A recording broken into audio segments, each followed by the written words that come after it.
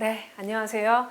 중학교 졸업학력 검정고시 도덕과 총정리 시간에 어느덧 이제 마지막 단원까지 넘어왔어요.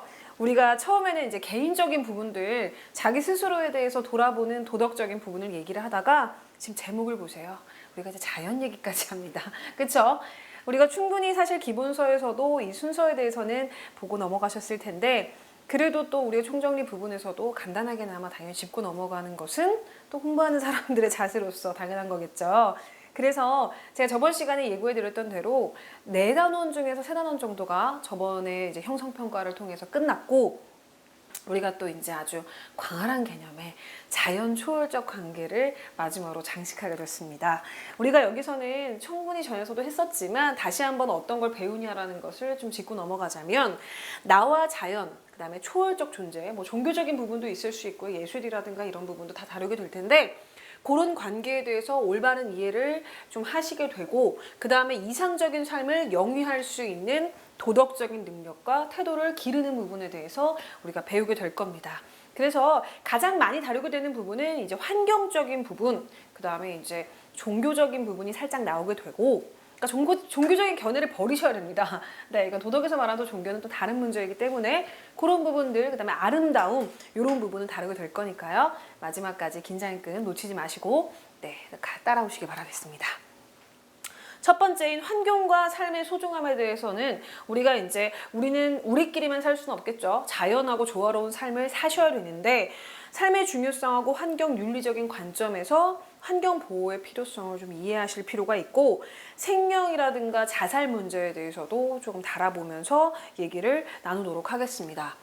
환경, 자연, 그 다음에 사람, 어떤 관계가 있을지에 대해서도 우리가 좀 보셔야 되는데 환경의 의미와 고유한 특성을 좀 보시면 환경이라는 것은 우리가 일상생활을 하게 됐을 때 둘러싸고 있는 모든 것을 우리는 환경이라고 얘기를 하죠. 그래서 일상생활은 우리를 둘러싼 주변 환경 속에서 이루어지기 때문에 환경이 없이는 살아갈 수 없다라는 그런 특징을 가지고 있고요. 환경은 자연 환경과 인공 환경이 있습니다. 그래서 환경이라는 것이 작은 의미에서는 뭐 식물이라든가 우리가 이제 뭐 숨쉬게 되는 자연 환경 뭐 이런 부분들을 생각하시게 될 수도 있지만 인공적으로 만들어진 여러 가지 외부적인 그런 환경적인 것도 다 우리는 환경의 범주 안에 속한다라는 것을 아마 공부를 통해서 알고 계셨을 거고요. 환경의 고유한 특성을 보시면 회복력, 자연적으로 자생되는 회복력이라든가 균형적인 부분을 아주 제대로 갖추고 있어야지 환경이 무너지지 않고 그대로 이제 넘어갈 수 있다는 부분도 아실 겁니다. 그래서 뭐 하나가 부족하게 되면 자연적으로 회복하게 되고 균형을 맞추게 되는 것이 환경의 논리이고 우리도 옆에서 많이 보시면서 아마 확인을 하셨을 건데 그런 부분들까지 특성으로 보고 넘어가시고요. 환경. 인간하고 어떤 관계가 있냐, 또한 바람직한 관계가 어떤 관계이냐라고 한다면 환경과 인간의 상호 의존 관계를 좀 이해하고 환경의 구성 요소들을 소중하게 생각을 하셔야 되고요.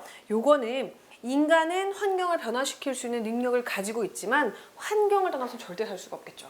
내가 너무너무 잘났어도 환경 없이는 절대 살 수 없다는 부분 아마 아실 거고요. 모든 자연환경은 서로 영향을 주고받으며 하나의 커다란 공동체를 이루게 되고 인간도 그 공동체의 일부분으로 상호작용에 참여한다는 부분 알고 계시고요. 환경을 구성하는 요소들을 소중하게 생각해야 된다는 부분도 환경의 바람직한 관계라고 보실 수 있고요. 인간은 내재적인 가치를 지니는 모든 환경에 대해서 도덕적인 책임을 가지셔야 됩니다. 이 얘기는 무슨 얘기냐?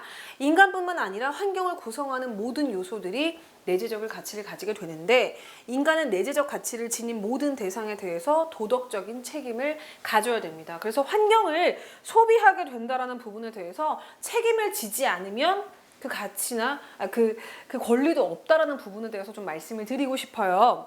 그래서 우리가 산업화가 되고 도시화가 됐을 때 어떠한 환경 파괴 문제가 있냐에 대해서도 좀 살펴보셔야 되는데 우선은 환경 파괴가 됐을 때는 이제 여러 가지 배경들이 있는데 첫 번째로는 우리에게 긍정적인 부분도 가져다 주지만 부정적인 부분도 가져다 주게 됐던 과학기술의 발달에 대해서 좀 살펴볼 겁니다. 우선은 과학기술이 발달하게 되면서 환경을 이용하게 되죠. 그 다음에 변화시킬 수 있는 인간의 능력이 더욱 커지게 됐습니다. 그래서 과학기술이 발전하게 되면서 환경을 인간이 함부로도 혹은 좀 자유스럽게 활용할 수 있는 도구적인 부분으로 봤던 것 때문에 지금 환경이 조금 많이 망가졌다. 이런 부분들도 확인하실 수 있고요. 많은 공장이 들어섰죠. 그렇죠? 그리고 석탄과 석유의 사용도 늘어나게 됐고요. 기계를 이용한 대규모의 농법이 이루어지고 의료기술도 발달해서 인구가 크게 증가했다라는 긍정과 동시에 이제 부정적인 부분이 같이 함께 오게 됐는데 근본 원인을 보시면 인간의 무관심적인 부분이 있습니다. 환경에 대한 관심이 부족하죠. 어떤 뭐 종사하시는 분들은 다 다르시겠지만 생각보다 다른 거에 비해서 환경에 대한 무관심이 좀 상당하죠. 그런 부분들. 두 번째는 인간의 무지입니다. 환경 지식에 대한 환경 지식을 충분히 갖추지 못했다라는 인간의 무지가 좀 있고요. 인간의 이기심이 또 있는데 지나친 욕망이라든가 욕구로 환경을 생각하지 못한다라는 그런 부분들. 그래서 우리가 환경 문제의 심각성을 좀 살펴보면 생태계의 균형하고 인간의 삶을 위협한다라는 심각성이 있습니다. 그리고 환경 문제의 심각성은 사회적 약자들에게 더 큰 피해를 줄 수밖에 없다라는 그런 심각성이 있고요. 환경 문제는 또 지구 전체의 문제라는 거, 그다음에 우리나라 나라만의 문제가 아니고 세계만의 문제가 아니고 그 세계를 구성하고 있는 각각의 개인에게도 문제를 줄 수 있다라는 부분에서 좀 포괄적으로 생각을 하셔야 된다는 부분 좀 말씀드리고 싶고요. 환경 문제의 이제 종류를 좀 보시면 우선 그 전에 환경 파괴의 실상을 좀 볼게요. 환경 파괴에는 이제 바다에서만 일어나는 것도 아니고 산이나 들에서만 일어나는 것도 아니라는 말씀. 그래서 인간을 살아가기 위해서 필요한 공기, 그다음에 땅, 그다음에 물, 자연환경의 다양한 영역에 걸쳐서 나타나고 있다. 그래서 환경 파괴는 단순하게 생각할 문제, 어느 부분적으로만 보여질 수 있는 문제가 아니고 대부분의 좀 포괄적인 문제에서 보여졌을 때 환경 문제는 생각보다 그 범위가 굉장히 넓다. 그래서 첫 번째로는 대기 오염적인 부분을 들 수 있는데 주로 인간이 화석 연료를 사용함으로써 발생했죠. 뭘 태우거나 예를 들어서 이제 뭐 석탄이라든가 석유 연료들을 사용하게 되면서 좀 발생하게 됐던 것이 대기 오염이고 사람들이 각종 호흡기 질환을 겪게 되죠. 옛날에는 이렇지 않다라고 하는데 사실 우리가 동감하기는 어려워요. 왜냐? 우린 옛날에 살지 않았기 때문에. 지금 현재를 보셔야 되는데 마스크 쓰는 것이 굉장히 당연스레 돼버렸고 그렇죠? 눈에서 보이는 것들이 더러운 것들 당연하게 되는 사회가 분명히 전에는 아니었겠죠. 그냥 우리가 유추할 수 있는데 각종 호흡기 질환을 겪게 되고 그 외에도 산성비도 제가 말씀드리고 싶은 게 왜 사람들이 비 맞으면 산성비라서 막 머리 빠진다 이런 얘기 하죠. 그런데 중요한 건 뭔지 아세요? 산성비가 내려요. 내리는데 바닥에 고인 물 밝죠. 여름에 굉장히 많이 밝죠. 깨끗이 씻으시나요? 우리는 이제 이미 10대 정도에는 들어섰죠. 20대, 30대 혹은 뭐 5, 6, 7, 80대, 90대가 됐을 때 내가 밟아서 내 발에 아무런 문제가 없다. 그런데 우리의 아이들, 정말 그 어린 아이들에게도 문제가 없을지도 생각을 하셔야 된다는 겁니다. 산성비가 그냥 내리는 다이렉트로 내리는 것도 굉장히 문제가 되는데 그것이 고인 물을 계속 반복적으로 밟고 몸을 제대로 씻지 않는다라고 하면 그거에 대한 병균이라든가 질병도 생각을 하셔야 된다라는 부분 말씀드리고 싶고요. 스모그 현상. 그 다음에 오존층 파괴되고 여러 가지 문제점들 발생된다라는 거 봤을 때 대기오염은 생각보다 굉장히 심각하다라는 부분 보셔야 되고요. 토양오염. 각종 쓰레기를 함부로 버리거나 농약이라든가 화학 비료를 지나치게 사용했을 때 발생하죠. 그래서 얼마 전에 이제 종영을 했는데 삼시세끼라는 드라마란다. 방송에서 그 논에다가 오리들을 풀어가지고 각종 이제 병충해라든가 해충들을 잡아먹게 하면서 서로 공생하는 장면이 나왔었어요. 그랬을 때 물론 다들 그렇게 할 수는 없겠지만 편리하다라는 이유로 화학 비료를 좀 지나치게 사용하는 것도 그다음에 주범이다. 그리고 농작물이 잘 자라지 못하게 되고 지금 당장은 다른 병균들이 사라져서 지금 내가 지금 뭐 농작하고 있는 농작물이 잘 자란다고 생각할 수도 있겠지만 중요한 것은 길게 봤을 때 제가 500년 살 수도 있다고 말씀드렸었죠. 농작물이 잘 자라지 못하고 인간의 건강을 해칠 수 있는 농작물이 생산될 수도 있다는 부분에서는 굉장히 심각성을 깨달으셔야 되고 수질 오염. 우리 누구나 물 안 먹고 살 수 없습니다. 그쵸? 안 씻고 살아갈 수 없어요. 그렇기 때문에 생활 오수라든가 폐수가 하천이나 바다에 흘러들어서 발생하는 것을 우리는 수질 오염이라고 말을 하는데, 오염된 물고기가 떼죽음을 당하고 이를 먹은 인간은 질병에 걸리게 되는데, 지금 촬영하고 있는 현 시점에 어떤 게 있냐면 콜레라. 요즘에 그래서 사람들이 회를 안 먹는데요.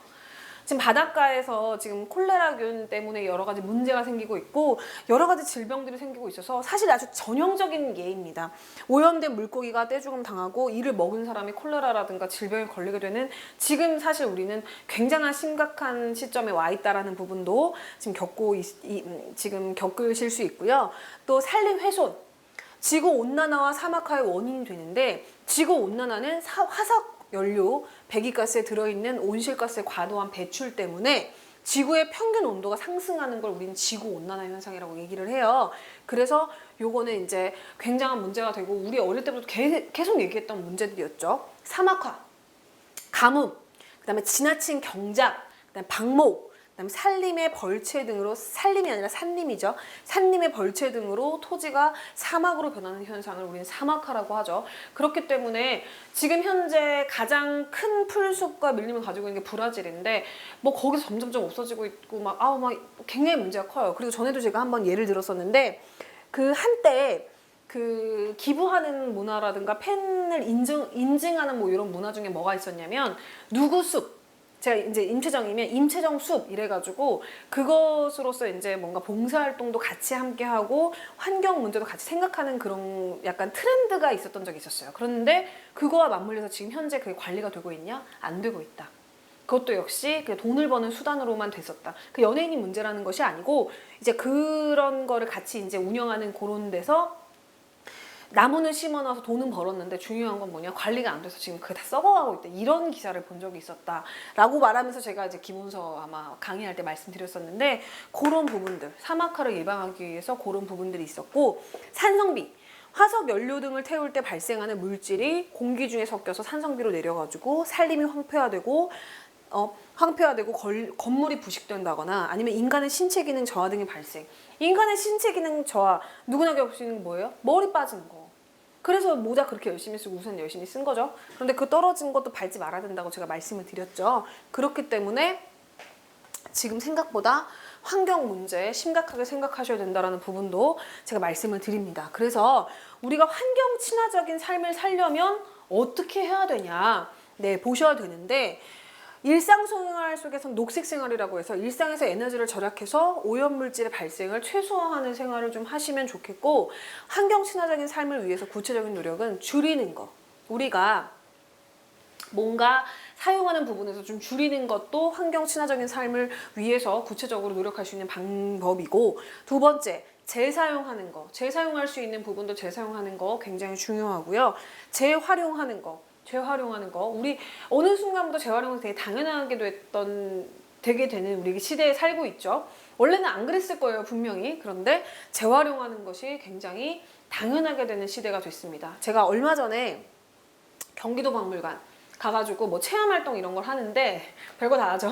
체험활동을 직접 해봤는데 이제 재활용되는 그 물건으로 막 가방 같은 거 만들고, 그러니까 제가 메고 다니진 않지만 그 같이 갔었던 그런 게 있고, 요즘에 이제 TV에서 하는 프로그램 중에서 그 제목이 기억이 안 나는데, 이제 스타들이 자기 이제 집에서 입었었는데 입지 않는 옷을 가지고 와가지고 양쪽으로 이렇게 팀을 나눠가지고 그걸로 되게 이제 예쁜 옷을 만들어가지고 이제 뭐 런웨이에 막 걷고 막 이런 프로그램이 지금 유행하고 있거든요.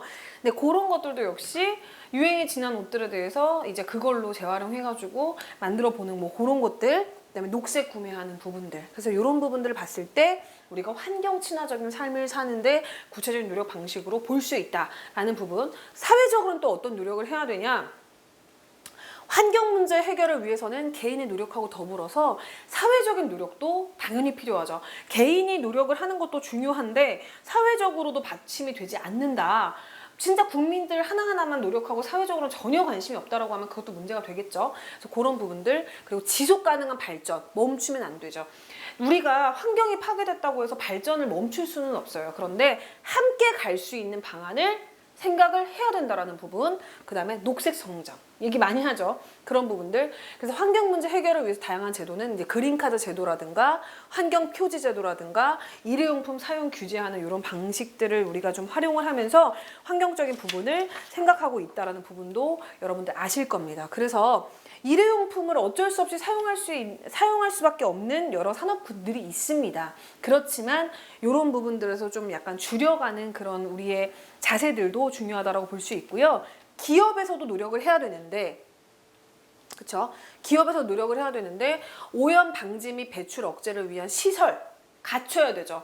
벌금을 내서 무조건 이런 걸 한다라기보다는 우리가 정말 기업이라고 한다라고 하면은 사회적인 부분도 당연히 생각을 같이 함께 해야 되는, 이제 당연시돼야 되는 사회가 됐기 때문에 뭐 내가 이거를 지금 설치를 하게 됐을 때 비용이 얼마큼 들어서 어쩌고 이런 게 문제가 아니고, 함께 우리가 500년 살 수도 있다고 제가 말씀드렸죠. 500년 사시려면, 아니 살아가게 될 수도 있는 그 시대를 대고, 지금 돈을 많이 벌면 물려주실 건가요? 만약에 물려준다라고 하면은 다 함께 행복하게 살기 위해서 시설이라든가 장비 당연히 갖추고 해야 된다라는 부분, 그 다음에 생산된 제품에 대해서 환경 처리 비용을 부담해야 되는 것도 기업에서는 당연히 하셔야 되는 문제고, 그 다음에 환경 문제 해결을 위해서 우리 국제적으로는 어떻게 해야 되냐? 전 세계적인 문제라는 점에서 국제적인 협력이 굉장히 중요해서 뭐 교토의정서라든가 국제연합환경계획 뭐 이런 부분들까지도 당연히 보고 넘어가셔야 되는 부분입니다. 그래서 삶과 죽음에 대해서 도덕적으로 제가 성찰하는 것도 말씀을 드렸었는데, 생명은 굉장히 중요하죠. 생명은 절대로 훼손돼서도 안 되고, 우리가 도덕과 과목에서 계속 얘기하고 있는 것이 인간 존엄성에 대한 얘기죠. 목적으로 가치를 주고, 제가 말을 자꾸 더듬는데, 인간은 그 자체로만도 소중하고 목적으로서 대우를 받아야 된다는 부분, 제가 반복적으로 계속 말씀드렸던 부분이죠. 생명이 소중한데 현대사회에서는 생명 경시를 굉장히 하고 있습니다. 어떤 현실이 있냐? 폭행과 살인, 그 다음에 인격 모독과 낙태, 자살 등이 만연하게 되는데, 이런 부분들에 대해서는 여러분들께서 되게 심각하게 생각을 하셔야 돼요. 내가 또 피해자가 될 수도 있고 가해자가 될 수도 있는데, 제가 전에도 계속 말씀드렸었지만 영원한 피해자도 영원한 가해자도 없는 것이 바로 생명 경시에 대한 부분입니다. 그래서 내가 폭행을 이번에 당했다라고 하면 그 다음에 내가 폭행을 하는 가해자가 될 수도 있습니다.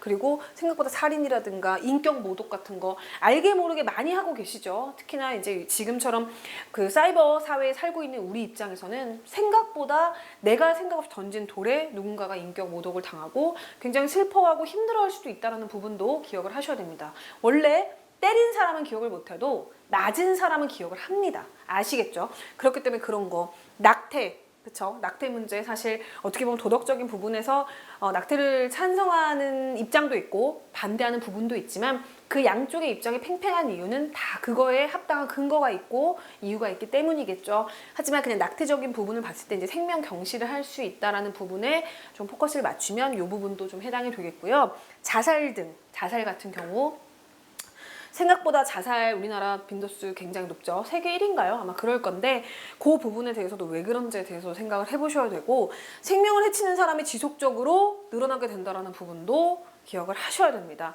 얼마 전에 뉴스를 봤는데 사실 아주 간헐적이면 좋겠지만, 간헐적이라는 단어가 무색하게 자주 일어나는 것 중에 하나가 이제 10대라든가 이제 20대 초반의 미혼모들이 자녀를 출산하고 버리게 되는 그런 부분들, 그런 부분들을 좀 봐셨을 때 그거 역시도 생명을 해치는 거죠. 그렇죠? 생명 해치는 거죠. 생명 경시의 원인을 보시게 되면 사회적인 원인과 개인적인 원인이 있습니다. 사회적으로 봤을 땐 경쟁 사회를 너무 추구하게 된다. 그리고 물질이면 다 된다라고 하는 만능주의 현상, 물질 만능주의 현상도 문제가 되고요. 그다음에 아노미 현상, 그런 부분들. 개인적 차원에서는 잘못된 마음가짐으로 인한 생명 경시가 있습니다. 사실 생명은요, 그 자체로만 소중하고 절대로 사람이 인위적으로 해하거나 문제를 만들면 안 되는 거기 때문에 그런 부분에 대해서도 좀 우리가 잘 생각해 보셔야 될 필요가 있고, 생명 존중의 원칙을 좀 보시면 한 3가지 정도로 볼 수 있어요. 인간 본성설, 그다음에 목적 대우설, 그다음에 사회 존립설 정도를 볼 수 있는데, 네, 인간 본성설은 마음속에 생명을 존중하는 본성을 지녔다는 거예요. 맹자가 하신 말씀이고요. 목적 대우설은 칸트가 한 얘기로서 인간은 인간을 목적으로 대우할 때 가치가 있다. 이거 가장 많이 나오죠. 무조건 기억해야 돼요. 목적 대우설이라는 단어를 기억하지 못해도 제가 계속 말씀드리는 거죠. 인간은 인간을 목적으로 대우할 때 가치가 있다는 부분들 기억을 하셔야 되고요. 사회 존립설은 사회 존립을 위해서 모두가 생명을 존중해야 되죠. 만약에 사람들이 누구나 다 생명을 경시하거나 문제시되게 생각을 한다라고 하면 사회가 존립되기 힘들다라는 부분을 바탕하고 있는 거고요. 생명 존중 실천을 위한 여러 가지 노력들을 하면서 우리가 생명 존중을 해야 된다는 부분도 여러분들께서 기억을 하셨으면 좋겠습니다. 그래서 인간은 그 자체만으로도 존중을 받아야 되는데 요즘에는 그렇지 못한 이제 시대가 되고 남의 이제 생명을 해하는 것도 모자라서 스스로의 생명도 귀한 줄 모르는 시대가 됐다라는 것이 좀 슬픈 현실이지만 우리는 그러지 말자라는 부분에서 또 공부를 또 이렇게 했고, 그렇죠? 우린 다 도덕적인 인간이죠. 네. 그래서 삶의 유한성에 대한 각성 마지막으로 좀 보고 넘어갈 텐데요. 인간에게는 좀 한계가 있죠. 인간은 완벽하지 못해요. 완벽한 인간이 되기 위해서 계속 노력을 하고 있는 과정에 있죠. 그래서 현실과 한계 상황의 차이를 좀 보시면 현실은 인간이 대부분 바꿀 수 있어요. 그렇죠? 하지만 한계 상황은 인간의 의지와 능력으로 쉽지 않다라는 부분이 바로 한계 상황을 얘기하는데 우연적인 한계 상황과 필연적인 한계 상황으로 나뉘게 됩니다. 그래서 우연적인 한계 상황은 일상생활을 충실히 할 수 있고 필연적인 것은 이미 정해져 있다라는 다른 점이 있고요. 죽음에 대해서 좀 보면은 생명과 인격체로서의 모든 기능의 상실을 의미합니다. 이건 뭐냐? 끝났다는 얘기예요. 죽으면 아무것도 못합니다. 죽으면 그냥 완벽한 사실이에요. 죽으면 아무것도 못해요. 다시 태어나도 이 생애를 기억하지 못할 겁니다. 그렇기 때문에 죽음이라는 것은 생명과 인격체로서 모든 기능의 상실을 의미하기 때문에 죽으면 정말 끝이죠. 그리고 두 번째, 모든 인간에게 해당됩니다. 전에도 제가 몇 번 말씀드렸지만 사람은요, 누구나 늙고 죽습니다. 그런 부분 기억하시고 삶의 끝에서 만나게 되는, 그쵸? 삶의 끝에서 만나게 되는 것으로 피하거나 극복하지 못합니다. 그리고 삶에는 반드시 끝이 있다는 삶의 유한성을 보여줍니다. 그래서 우리가 죽음에 대해서 그 문제를 푸는 게 분명히 나옵니다. 죽음에 대해서는 문제가 한 문제 정도가 무조건 나오게 되는데 삶의 유한성, 삶에는 반드시 끝이 있다라는 것이 바로 삶의 유한성이라는 겁니다. 그래서 삶에는 유한성이 있다라는 거를 꼭 기억을 하셔야 되고 자연현상입니다. 절대로 거스리거나 어떻게 할 수 없습니다. 그래서 내 스스로도 나를 어떻게 해서는 안 되고 남의 그 삶에 대해서도 우리가 그렇게 간섭을 하면 안 된다는 부분이 바로 이런 부분이고 보편적이고 불가피합니다. 누구에게나 다 해당된다는 얘기고 누구도 피할 수 없다는 얘기고요. 예측도 불가능합니다. 예측할 수 없어요. 그리고 남이 대신해 줄 수 없기 때문에 우리는 죽음이라는 부분에 특징이 있습니다. 그래서 죽음에 대해서는요, 우리가 문제가 무조건 나와요. 문제가 무조건 나오기 때문에 이 부분에 대해서 당연히 기억을 하시고 죽음에 대해서는 이제 문제 자체가 나오기 때문에 기억을 하셔가지고 여기서 어떤 부분을 답으로 골라야 되는지에 대해서는 여러분들께서 이제 공부를 하시면 당연히 아실 수밖에 없겠죠. 그래서 우리가 지금 벌써 4번째 파트 중에서 지금 우리가 환경과 삶의 소중함이 벌써 끝났어요. 그래서 다음 시간 같은 경우는 과학기술과 문화 도덕에 대해서 배울 거고 그 다음에 이제 마지막 시간 같은 경우는 이상적 인간과 도덕적 삶에 대해서 배우고 정리까지 함으로써 우리가 도덕에 대한 총정리를 마무리할 겁니다. 어느덧 그래서 2번 정도의 수업만 더 하게 되면 우리가 이제 만점에 지금 정도까지 딱 수업 들으면 한 90점 정도, 그쵸? 그 점수도 딱 높은데 2개만 딱 다 들으면 100점 맞을 수 있습니다. 그렇기 때문에 여러분 여기까지 오시느라고 정말 수고 많으셨고요. 나머지 2개까지도 열심히 들으셔서 만점으로서의 합격을, 그쵸? 기쁨을 누려보시길 바라겠습니다. 네, 저는 여기까지 하도록 하겠습니다. 고맙습니다.